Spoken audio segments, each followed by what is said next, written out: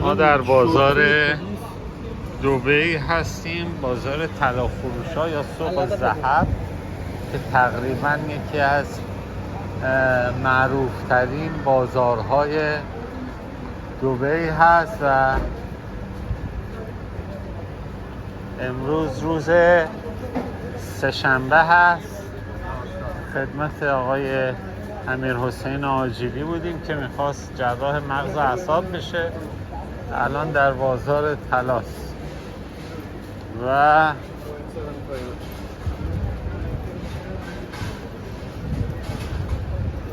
این بازار پر جنب و جوش، پر حرکت.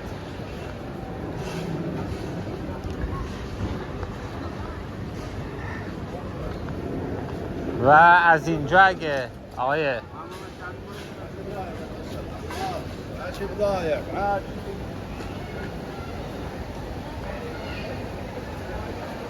بسیار زیبا و دیزاین سنتی قدیمی.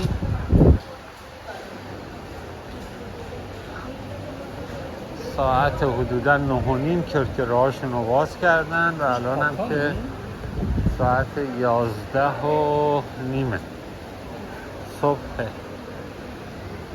روز 11 نوامبر 2025 در خدمت آقای محمد آقا. بله، هم به یادگار میمونه وضعیت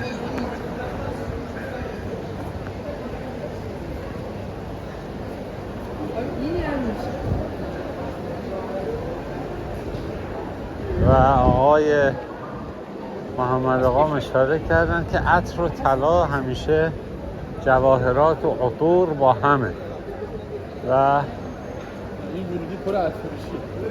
قسمت قبلش ورودی طلاهای عربی هم که مشخصش حجمه. بیا این گویا که گفتی کدوم هست؟ نه که از این کاره سبک که نمیسازم.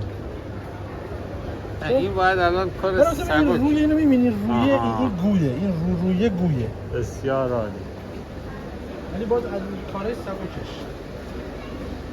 این هم سوق الذهب شماره 4 بود فکر کنم. نه، ما توی گولد سنتر رفتیم، بخش سکتور 4.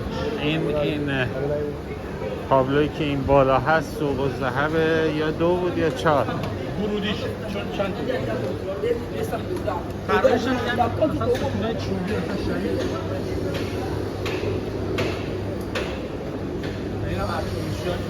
این هم عطرفروشی ها و بخور و این هم شماره 2 سوق الذهب بوابه 2.